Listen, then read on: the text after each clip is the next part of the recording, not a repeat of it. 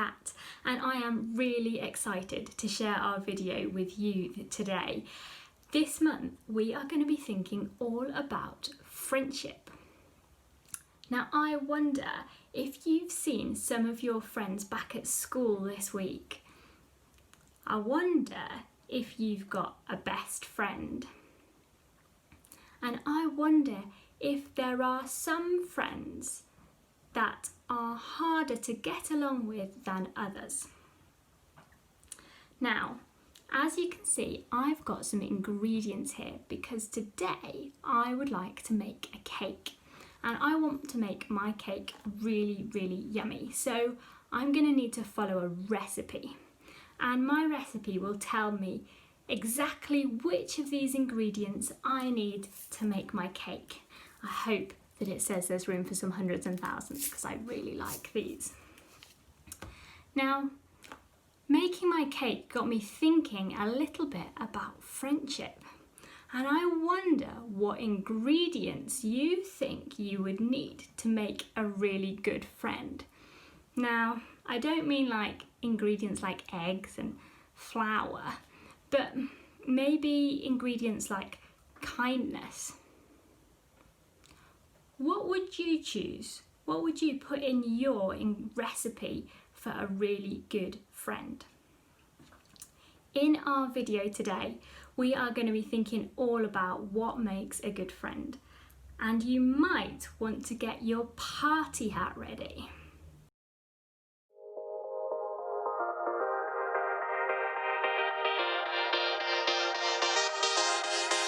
Hey everybody, it's Haley here, and I love parties. Don't you just love parties? I love all kinds of parties.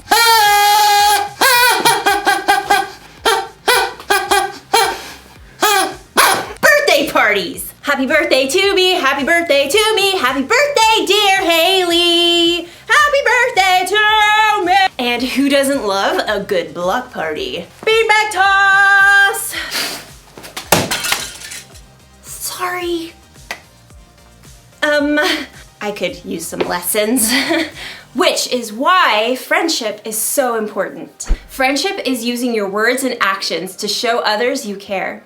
It's kind of hard to have a party without friends. And honestly, it's hard to even plan a party without friends. You need a tall friend to hang the lights. You need a friend who can bake. And if you got a friend who's giving beanbag toss lessons, tell them to give me a call. The point is, we need friends, and friends need us. And in today's story, we're gonna talk about what makes a friend a friend. That sounds like fun! It makes me wanna party!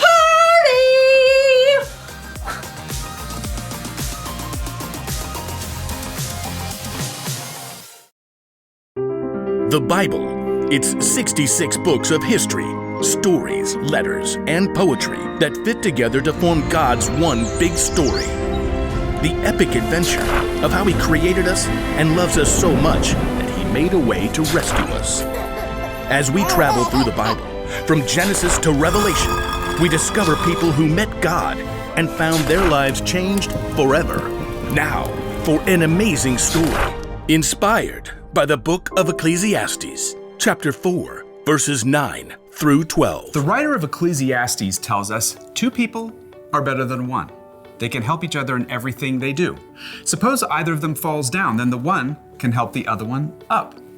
But suppose a person falls down and doesn't have anyone to help them up. Then feel sorry for that person. One person could be overpowered, but 2 people can stand up for themselves. And a rope made with 3 cords isn't easily broken. Let's see how this might play out in someone's life today. Jackson slid into the small school theater and took a seat in the back row and waited for Mr. Ray, the music and arts teacher. It looked like there was only one other kid who showed up to build the set for the 5th grade production of Charlotte's Web, Amal from Mrs. Wiseman's class. Hey. Hi. The 2 boys sat there in awkward silence until Mr. Ray showed up. Ah, my set team. Fantastic. You guys know each other? Kinda. Different classes. Well, you're gonna get to spend a lot of time together in the next 2 weeks as we build this set and get it painted. You guys got any experience with power tools? Jackson could see Amal shift nervously in his seat. No, I don't want to go on stage. Miss Wiseman said I could do this instead. Don't worry, I'll teach you what you need to know. How about you, Jackson? I'm pretty good with a hammer, and I didn't want to wear some silly animal costume. The two boys basically ignored each other as Mr. Ray showed them how to measure each piece of lumber for him to cut, and then he helped them lay out the pieces in a large frame. Now, this'll be one of the wall flats for the backdrop. We'll paint it as part of the barn. Amal, you want to hammer in these nails? I guess. Hold it more like this. Don't worry, you'll get it. I'll do this side. Jackson nailed together the entire flat while Amal still struggled with one corner. What a klutz. But it was a different story the next day when they started to paint. This flat is part of our barn wall. I want you guys to paint a couple of chickens right there. Amal grabbed a brush right away. Oh, do you want them to look like real chickens or like cartoons? Just give them your own personal spin. Amal got to work right away, creating an entire palette of colors while Jackson was still trying to figure out which brush to pick. Now, I've got to run down to the art room. Amal, why don't you show Jackson how to get started? I don't really... Mr. Ray smiled at them both. He needs a hand. I think you guys will make a great team. Mr. Ray hurried out. Jackson and Amal avoided each other's eyes. Well, I'll sketch an outline for the chickens. What do I do? Just, fill it in. I'm not really an artist. Jackson dipped his brush randomly in the blue paint and frowned at Amal's outline. Just have fun with it. Jackson swiped the blue brush, outlining a wing. I've never seen a blue chicken. Oh. It's great. It'll stand out. Oh. Thanks. By the time Mr. Ray returned, Jackson was surprised to discover that he and Amal had already painted 5 brilliant hued chickens. Mr. Ray grinned. I've never seen a more flamboyant flock.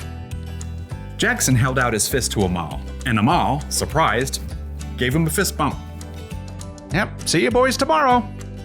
The next day, Amal showed up with a bruised finger on his left hand.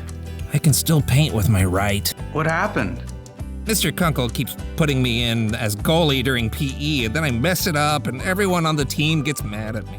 Do you stay on your toes? Keep your eye on the ball? No. I just panic when the ball comes at me. Look, I can show you some tips later in the parking lot, before my mom comes. Really? That would be great. And Jackson turned out to be a pretty good teacher because Amal managed to get 2 blocks during PE the next day. And when Jackson showed up to paint sets, stressed out by a math test, Amal grabbed his textbook. Fractions? I see all these weird numbers and I freeze up. You just have to break it down like this. With Amal's help, Jackson managed to stay calm during his test the next day. And by the middle of the next week, they had completed the entire backdrop for Charlotte's Web. Well done. I knew you two would make a great team. Amal's pretty okay.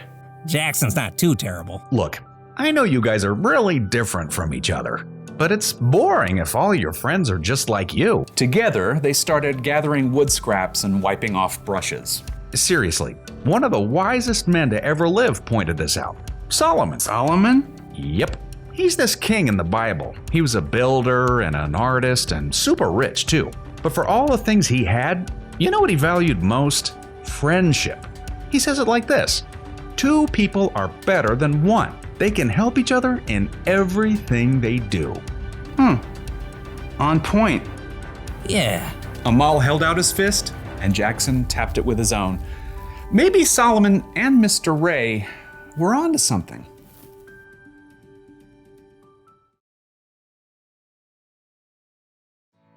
Okay, here are 4 things you can learn from those verses in the book of Ecclesiastes. Number 1, friends get more done when they work together, which makes a whole lot of sense. Planning a party goes a lot faster when I've got someone to help me out. Which brings me to number 2, friends help each other. A true friend doesn't just sit back and watch when it's obvious you need a hand. Little help here! Ah! Number 3, friends stand up for each other. You better not be messing with one of my friends. I will totally fight you! Unless, you're bigger than me, then I will not fight you. In which case, I will totally reprimand you with some carefully planned stern words. Just don't mess with my friends, okay? And number 4, friends help you trust God. You may have a lot of different friends in your life, but a true friend, one that lasts, is the kind that helps you make wise choices.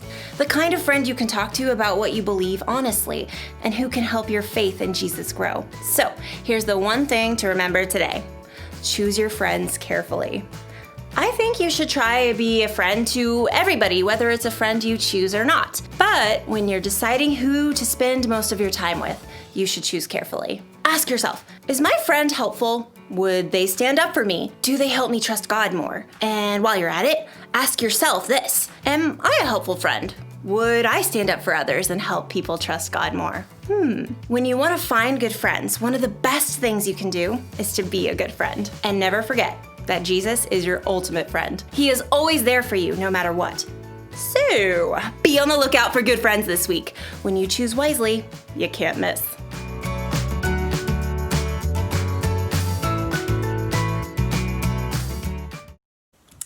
I have finished my cake. What do you think? I think it looks pretty yummy. And I've actually decided, after listening to the story of Jackson and Amal and that verse from Ecclesiastes, I've decided to make this a friendship cake. So I have made my recipe, and I've made it a friendship recipe. And for all of the ingredients that I've put into my cake, I've chosen an ingredient that I think would make a really good friend. I thought that the story reminded me how helpful friends can be, and we're always stronger when we work together.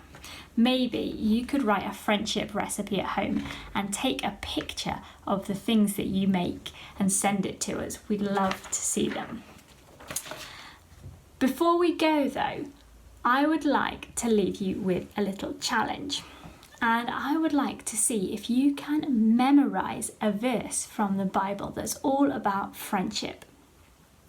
It's from Proverbs chapter 17, verse 17. So the numbers are easy to remember. I'm going to do some actions to help you see if you can learn it. It goes like this. A friend, so we can do a thumbs up for friend, loves, can you make a heart with your hands? At all times. And then it goes, they are there to help. And I want you to imagine you're going to kind of hold your own hand here like you're helping somebody. So they are there to help when trouble, imagine there's some trouble, maybe you're in trouble, comes, and you're going to beckon towards you as if something's coming towards you. So we'll see if we can do it again. Maybe you can try and do it with me this time. Okay, a friend loves at all times. They are there to help when trouble comes. Proverbs 17:17. And if you think you can memorize that, we're going to do that verse all month. If you think you can memorize it and you'd like to send us a video or maybe a picture of you drawing that out, then we would love to see it.